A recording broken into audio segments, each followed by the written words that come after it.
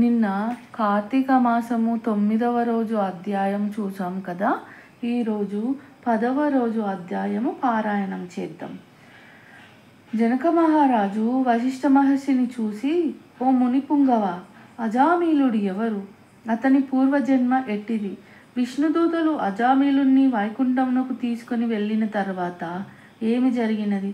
సవిస్తారంగా చెప్పవలసినది అని ప్రార్థించెను. అప్పుడు మహర్షి జనక మహారాజును చూసి ఈ విధంగా చెప్పడం ప్రారంభించాడు.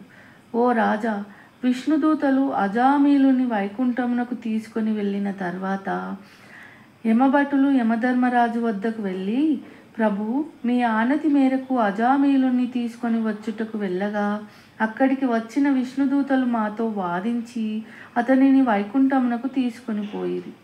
చేయునది ఏమీయూ లేక ఒట్టి చేతులతో తిరిగి వచ్చి తిని అని తెలియజెప్పిరి. అందుకు యముడు, ఇంతకు ముందెన్నడూ ఈ విధంగా జరిగి ఉండలేదే, ఇందులోకేదో గట్టి కారణమే ఉండును అని ఒకంతసేపు ఆలోచించి అజామీలుని పూర్వజన్మ వృత్తాంతము కూడా తెలుసుకుని తల పెంకించి ఊరుకుండెను. అజామీలుడు అంతకుముందు జన్మలో మహారాష్ట్ర యందలి ఒక శివాలయమున పూజారి. చక్కని రూపం గల అతడు తన సిరి సంపదల చేతను బలము మరియు చక్కదనము వలను గర్వం కలిగిన వాడై తనకు ఇష్టం వచ్చినట్లు వ్యభిచరిస్తూ ఆలయ ధనమును కాజేసి ధూప దీప నైవేద్యములను పూర్తిగా వదిలి చెడు సవాసంతో విచ్చోళవిడిగా సంచరించేవాడు.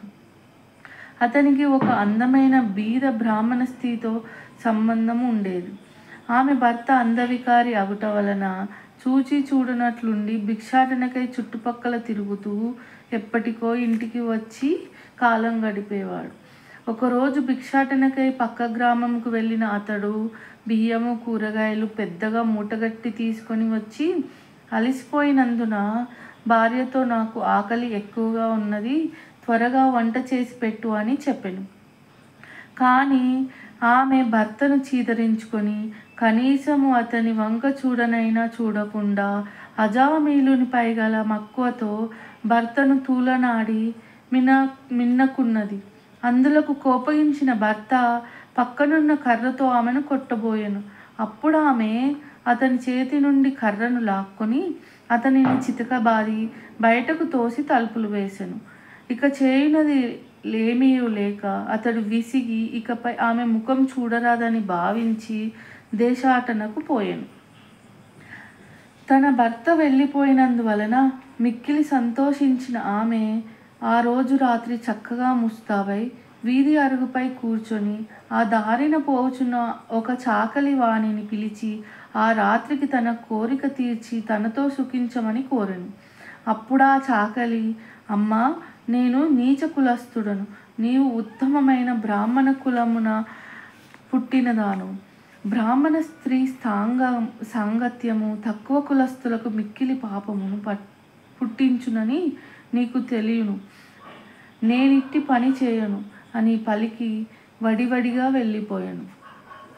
అతని అమాయకత్వమునకు పకపక నవ్విన ఆమె బయలుదేరి ఆ ఊరి శివార్చకుని వద్దకు వెళ్ళి తన కోరిక తీర్చమని ఎన్నో విధాలుగా బ్రతిమిలాడి ఆ రాత్రి అతనితో సుఖించి తెల్లవారిన తర్వాత తన ఇంటికి వచ్చి, అయ్యో, అగ్నిసాక్షిగా పెళ్లాడిన భర్తను తరిమికొట్టి క్షణికమైన కోరికకు లోనై నేనింతటి పాపమును ఒడిగట్టి తిని అని అనేక విధములుగా తలపోసి ఒక కూలివాణిని పిలిచి అతనికి ధనమిచ్చి తన భర్తను వెతికి తీసుకొని రావాల్సిందిగా పంపాను. కొంతకాలంనకు ఇంటికి తిరిగి వచ్చిన భర్త పాదములపై పడి క్షమించమని పరిపరి విధములుగా ప్రార్థించెను. ఆ తర్వాత మంచి ప్రవర్తనతో తన భర్త అనురాగము పొందాను. కొంతకాలం తర్వాత శివార్చకుడు మరణించి రౌరవాది నరకములకు అనుభవించి తర్వాత మానవ జన్మ పొంది సత్యవ్రతుడను బ్రాహ్మణోత్తమునికి కుమారుడిగా పుట్టి కార్తీక మాసమున నదీ స్నానము చేసి దేవాలయాలను సందర్శించినందువలన అంతకు ముందు 7 జన్మలలో చేసిన పాపం నశించి అజామీలునిగా పుట్టెను. ఈ జన్మమున మరణ సమయమున నారాయణ అని స్మరించుట వలన వైకుంఠమునకేగను. బ్రాహ్మణుని భార్య కూడా రోగగ్రస్తురాలై చనిపోయి యమలోకమునకు పోయి నరకయాతనలు అనుభవించి ఒక మాలవాణి ఇంట పుట్టెను. ఆ పిల్ల తండ్రి గండమున పుట్టిందని జ్యోతిష్కులు చెప్పినందున మాలవ శిశువునకు అడవిలో వదిలిపెట్టెను. ఆ దారిన పోవుచున్న ఒక బ్రాహ్మణుడు ఆ పిల్ల ఏడుపును విని జాలి కలిగి ఇంటికి తీసుకొని పోయి దానికిచ్చిన దాసికిచ్చి పెంచమనెను. అజామీలుడు ప్రేమించిన ఆ బాలికని. ఇదియే వారి పూర్వజన్మ వృత్తాంతము. నిర్మలమైన మనస్సుతో శివ కేశవులను ధ్యానించుట, కార్తీక స్నానం ఆచరించుట మొదలైన వాటి వల్ల ఎంతటి పాపము చేసిన వారైనను మోక్షమును పొందగలరు. కనుక కార్తీక మాస వ్రత ఆచరించి పురాణ పఠన శ్రవణములను చేసిన వారు సమస్త సుఖములను పొందగలరు. 10వ అధ్యాయం సమాప్తం.